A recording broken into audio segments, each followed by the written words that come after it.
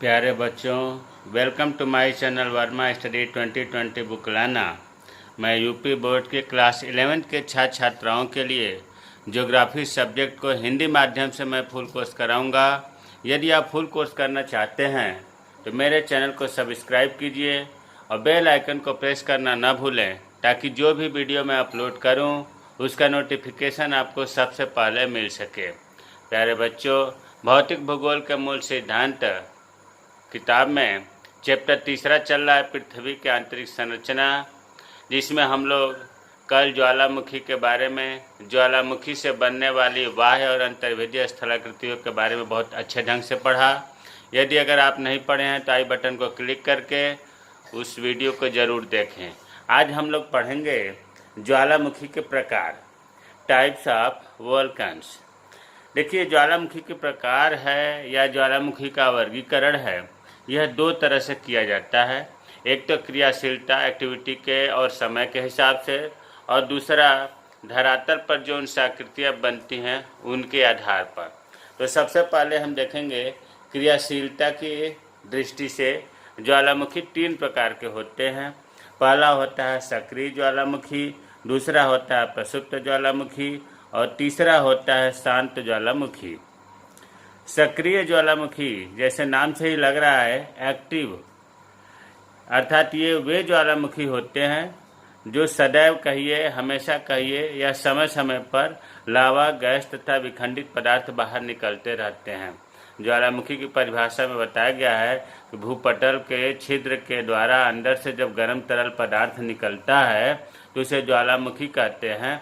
तो इसमें जो है सक्रिय ज्वालामुखी हर समय रुक रुक करके ये एक्टिव रहते हैं, सक्रिय रहते हैं, अर्थात लावा, गैस, उनके अंदर का जो मैग्मा है वो बाहर निकलता रहता है।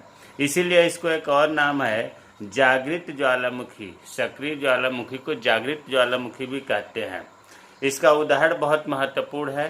देखिए, इटली के भूमध्य सागर स्थित सिसिली द्वीप का एटना, इसमें एटना तो ज्वालामुखी का नाम हो गया, इटली देश में है, और भूमध्य सागर, इटली में भूमध्य सागर में एक सिसिली द्वीप है। इस सिसिली द्वीप में एटना ज्वालामुखी जो है वो सक्रिय ज्वालामुखी है। दूसरा है उदाहरण पूर्वी अफ्रीका का किलिमंजारो। तो दो महत्वपूर्ण है, एक तो आप याद रखिए सिसिली द्वीप का एटना ज्वालामुखी, और पूर्वी अफ्रीका का किलिमंजारो ज्वालामुखी सक्रिय ज्वालामुखी है। और इसमें बहुत कुछ ज़्यादा रखने की जरूरत नहीं है।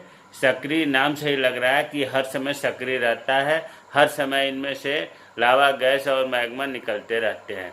सक्रिय ज्वालामुखियों की संख्या संसार में लगभग 500 है। 500 के करीब में एक्टिव ज्वालामुखी हैं। दूसरा है प्रसुप्त ज्वालामुखी। नाम से ही लग रहा है डॉर्मेंसी या डॉर्मेंट वोल्कन्स, मतलब प्रसुप्त का मतलब होता है कि सोए रहना, अर्थात एक बार ज्वालामुखी का उद्गार हो गया, उसके बाद में कुछ समय तक ये शांत रहा, और उसके बाद क्या हुआ कि कुछ समय के बाद, मतलब धीरे समय का मतलब दिन में, महीने में नहीं, वर्षों तक कोई ज्वालामुखी उसमें से नहीं एक्टिव उद्गार हुआ, और लोग अगल बगल बस गए कि अब ज्वालामुखी यहाँ नहीं आएगा, और तब तक पता चला कि दोबारा उद्गार हो गया। जब दोबारा उद्गार हो गया तो फिर क्या होता है, इससे बहुत ही जन धन की हानि होती है। तो वही चीज़ लिखा है कि ये वे ज्वालामुखी होते हैं जो वर्षों तक शांत रहने के बाद अचानक फिर सक्रिय हो जाते हैं, मानो सोते में जाग पड़े हों। और ऐसे ज्वालामुखियों से जन धन की अपार हानि होती है, क्योंकि इनके आसपास नगर बस जाते हैं और ये समझ लिया जाता है कि अब दोबारा उद्गार नहीं होगा। इसका भी उदाहरण इटली में ही है। देखिए, सक्रिय ज्वालामुखी का भी उदाहरण इटली में जो एटना था सिसिली द्वीप में, और इसका है उदाहरण विसुवियत ज्वालामुखी। इटली का विसुवियत ज्वालामुखी जो है प्रसुप्त ज्वालामुखी है। तीसरा है शांत ज्वालामुखी। नाम से ही लग रहा है कि कभी ज्वालामुखी आया था, उसके बाद शांत हो गया, दोबारा ज्वालामुखी नहीं आया। जो उसका क्रेटर, वीवर था, छिद्र था, वो बंद हो गए, बल्कि जो मुख पर किप जैसी या क्रेटर की जो संरचना थी वो बंद होने की वजह से उसमें जल भर गया और झील बन गई। ऐसे ज्वालामुखी उद्गार के बाद सदा के लिए शांत हो जाते हैं, इनके छिद्र भी बंद हो जाते हैं, प्रायः इनके मुख में जल भरने पर झीलें बन जाती हैं। इसका उदाहरण है ब्रह्म देश का नाम है। ब्रह्म का पोपा ज्वालामुखी जो है शांत ज्वालामुखी का उदाहरण है। प्यारे बच्चों, क्रियाशीलता के दृष्टि से, सक्रियता के दृष्टि से ज्वालामुखी 3 प्रकार का बताया गया: सक्रिय ज्वालामुखी, प्रसुप्त ज्वालामुखी और शांत ज्वालामुखी। अब धरातल पर जो मैग्मा ठंडा होता है उससे विभिन्न प्रकार की आकृतियां बनती हैं। उन आकृतियों के आधार पर देखिए, धरातल पर विकसित आकृतियों के आधार पर ज्वालामुखी 4 प्रकार का होता है। पहला होता है शील्ड ज्वालामुखी, दूसरा होता है मिश्रित ज्वालामुखी, तीसरा होता है ज्वालामुखी कुंड और चौथा होता है बेसाल्ट प्रवाह क्षेत्र। तो सबसे पहले शील्ड ज्वालामुखी। शील्ड ज्वालामुखी देखिए, अभी जैसे हमने 4 बताया, बेसाल्ट प्रवाह ज्वालामुखी भी एक हमने बताया। सबसे बड़ा ज्वालामुखी अगर कहा जाए क्षेत्रफल के मामले में तो बेसाल्ट प्रवाह ज्वालामुखी है और दूसरे नंबर पर ये शील्ड ज्वालामुखी है। तो वही चीज़ लिखा है कि बेसाल्ट प्रवाह को छोड़कर ये सबसे विशाल ज्वालामुखी है। इनका निर्माण मुख्यतः बेसाल्ट से होता है। जो मैग्मा है, जो अंदर से तरल पदार्थ निकलता है, उसमें बेसाल्ट ज़्यादा होता है, इसीलिए शील्ड ज्वालामुखी का निर्माण बेसाल्ट से होता है। और ये बेसाल्ट कहाँ से आता है? तरल लावा जो मैग्मा उसके ठंडा होने से होता है। उद्गार के समय यह लावा अत्यंत तरल होता है। जब बाहर निकलता है मैग्मा तो बहुत ही लिक्विड होता है और लिक्विड होने के कारण ये बहुत दूर तक फैल जाता है। अरे भाई देखो, अगर पानी है, पानी को अगर हम गिराएंगे तो पानी की ऊंचाई ज़्यादा नहीं होगी, वो दूर तक क्षैतिज अवस्था में फैल जाएगा। उसी तरह से शील्ड ज्वालामुखी का जो लावा निकलता है वो तरल होता है और तरल होने के कारण ये दूर तक फैल जाता है, जिससे ज्वालामुखी का जो ढाल होता है वो तीव्र नहीं होता, क्योंकि ऊंचा होगा तब न ढाल तीव्र होगा।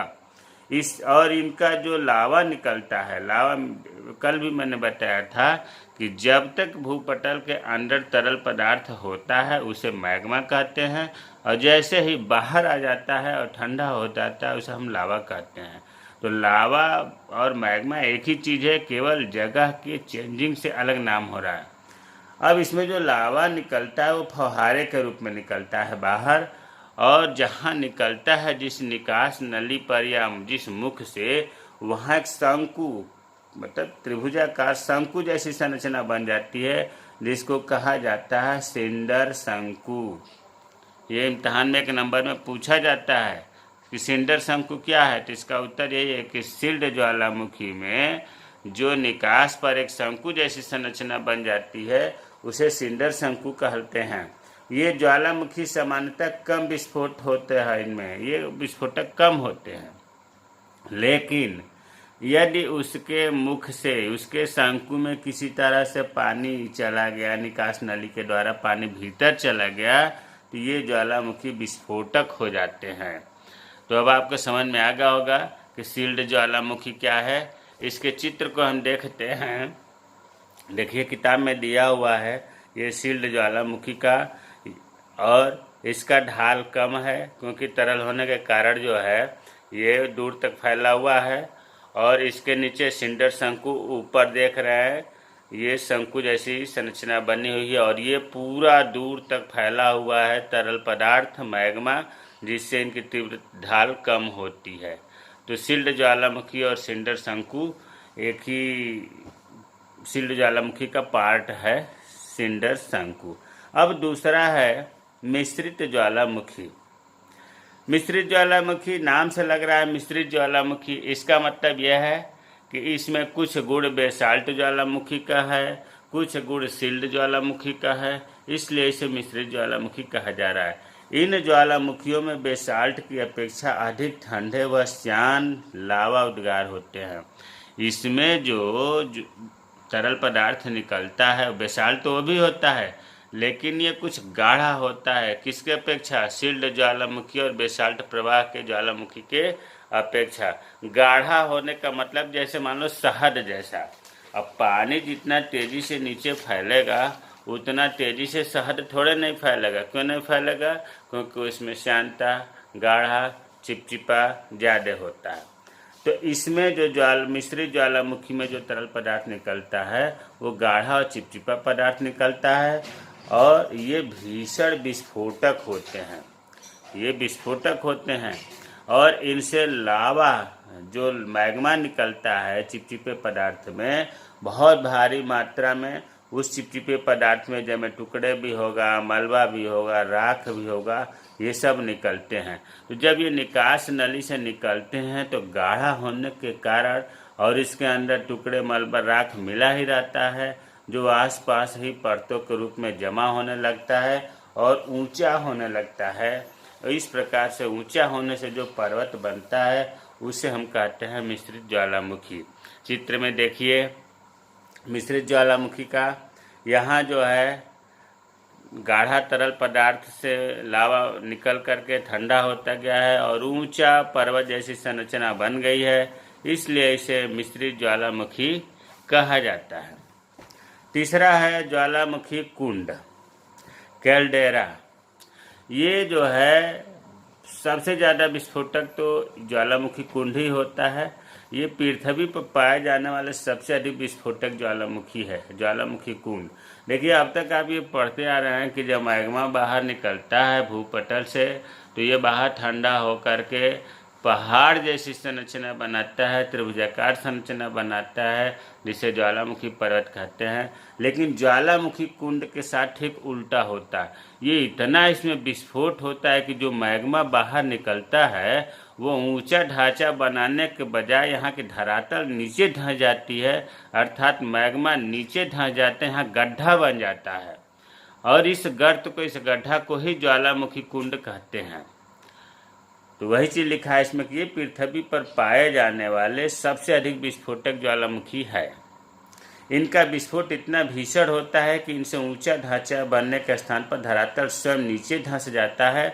इस धंसे हुए विध्वंस गर्त को ही ज्वालामुखी कुंड या अंग्रेजी में कैल्डेरा कहते हैं। इनके द्वारा जो निर्मित पहाड़ी होती है वो मिश्रित ज्वालामुखी की तरह मालूम होती है, प्रतीत होती है। ज्वालामुखी मिश्रित जैसे ऊंचा होता है उसी तरह से ज्वालामुखी कुंड धंस जाने की वजह से ऐसा लगता है कि अगल बगल से ऊंचा पहाड़ है। चौथा है बेसाल्ट प्रवाह क्षेत्र। देखिए अगर ज्वालामुखियों अब तक आपने 4-5 जो पढ़ा, 4 में सबसे ज़्यादा दूर तक कहिए या बहुत दूर तक बेसाल्ट प्रवाह क्षेत्र फैला होता है। ये भी ज्वालामुखी का नाम है। बेसाल्ट तो होता ही है मैग्मा में, ये इतना तरल पदार्थ होता है, इतना ये तरल लावा उगलता है बेसाल्ट प्रवाह ज्वालामुखी कि बहुत दूर तक फैल जाता है। इसलिए इनकी तीव्र ढाल, ऊंचाई कम होती है और दूर तक फैला होता है। इनमें जो है लावा प्रवाह क्रमानुसार होता है, लावा बार बार निकलता रहता है और इतने एक के ऊपर एक दूसरे पर मतलब परत दर परत लावा जमता रहता है कि कुछ प्रवाह, बेसाल्ट प्रवाह कुछ तो 50 मीटर से भी अधिक मोटे हो जाते हैं। 50 मीटर से भी अधिक मोटे बेसाल्ट प्रवाह क्षेत्र पाए गए हैं। इसका उदाहरण है भारत का दक्कन ट्रैप बृहद बेसाल्ट, दक्कन ट्रैप, ये बहुत बड़ा बेसाल्ट प्रवाह क्षेत्र है। दक्कन ट्रैप लगभग महाराष्ट्र का आधा से अधिक क्षेत्रफल इसी दक्कन ट्रैप पर ही स्थित है। तो इसका उदाहरण है कि भारत का दक्कन ट्रैप बेसाल्ट प्रवाह क्षेत्र का उदाहरण है। पांचवा है मध्य महासागरीय कटक ज्वालामुखी। देखिए नाम से लग रहा है महासागर, इसका मतलब ये ज्वालामुखी महासागर के मध्य मतलब बीच में, बीच महासागर में मिलता है और उसे हम कटक, जो जगह है उसे कटक बोलते हैं। इन ज्वालामुखियों का उद्गार महासागरों में होता है, नाम से ही लग रहा है।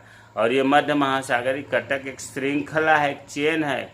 ये 70,000 किलोमीटर से दूर अधिक लंबी है। समुद्र में ही, महासागरों में ही अंदर ये 70,000 किलोमीटर से अधिक ये लंबी फैली हुई है और ये लगभग सभी महासागरीय बेसिनों में फैली है। 70,000 किलोमीटर में लगभग सभी महासागरों में ये कटक ज्वालामुखी फैली हुई है। और इस कटक के मध्य में लगातार ज्वालामुखी का उद्गार होता रहता है। मैंने एक दिन और भी बताया था कि महासागर जो होता है, जितना आप देखते हैं मैदानी भागों में, आपने क्या देखते हैं मैदानी भागों में, मैदान भी है, पठार भी है, पहाड़ भी है, ज्वालामुखी भी आता है, भूकंप भी, ये सब चीज़ें महासागर में भी होता है। उसमें भी मैदान है, पठार है, पहाड़ है, ज्वालामुखी उसमें भी आता है, भूकंप भी उसमें भी आता है। तो प्यारे बच्चों, इस प्रकार से हमें जहाँ तक उम्मीद है कि ज्वालामुखी के प्रकार समझ में आ गया होगा, क्रियात्मक के आधार पर, स्थलाकृतियों के आधार पर। अगर जो चीज़ नहीं समझ में आया है उसे आप कमेंट बॉक्स में कमेंट करें, मैं रिप्लाई ज़रूर करूँगा। मेरे चैनल को सब्सक्राइब कीजिए। जय हिंद, जय भारत।